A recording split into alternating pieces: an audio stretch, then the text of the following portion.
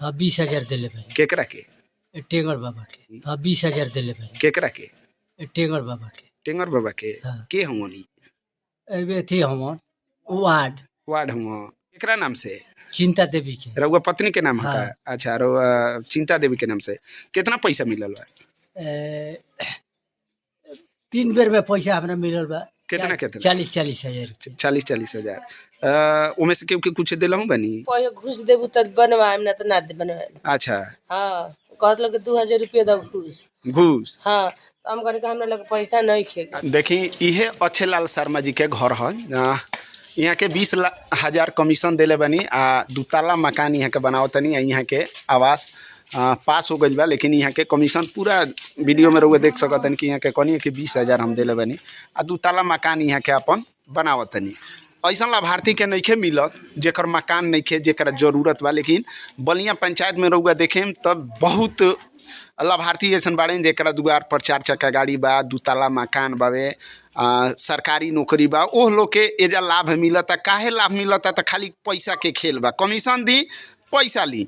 बाकी रउआ अब शर्मा जी से बात कर ली। शर्मा जी का कहतनी केकरा के कितना पैसा दिले बनी। तो यहाँ के आवास पास भइल बा, यहाँ के 3 किस्त मिल गई बा। सुनी का नाम पड़ी? हमारा अच्छेलाल शर्मा नाम पड़ी। अच्छेलाल शर्मा, घर जमनपुरा, जमनपुर पंचायत बलिया। बलिया। हाँ। रउआ इंदिरा आवास मिलल बा, प्रधानमंत्री आवास योजना हम मिलल बाटे। केकरा नाम से?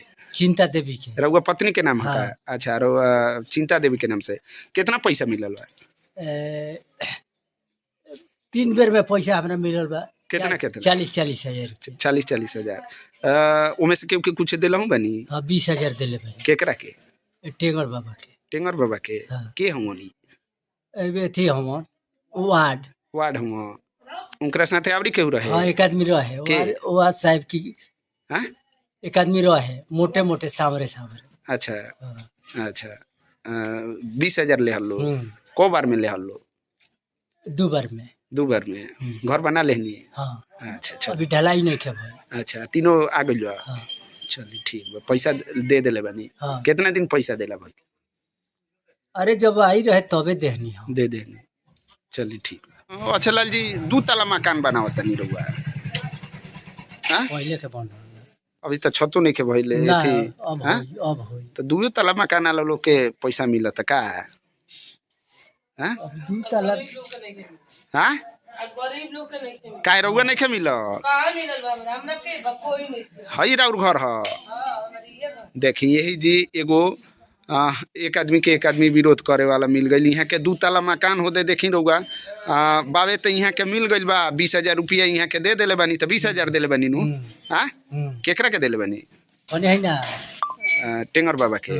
हाँ वार्ड हम देख ली यही जी यहाँ के ई महिला बानी। तो यहाँ के आवास नहीं के मिलल। रउआ काहे नहीं के मिलल जी? इहे राउर घर का? हाँ हमारे ये घर। अच्छा देखी तो रउआ काहे नहीं के मिलल? पहिले घूस देबू त बनवाएम ना त ना दे बनवाएम। अच्छा हाँ कहत लोग 2,000 रुपया दो घूस। हाँ हम करे हमरा लगे पैसा नहीं खेगा। अच्छा रउआ घूस ना देनी तो रउर मकान ना मिलल, आवास ना मिलल?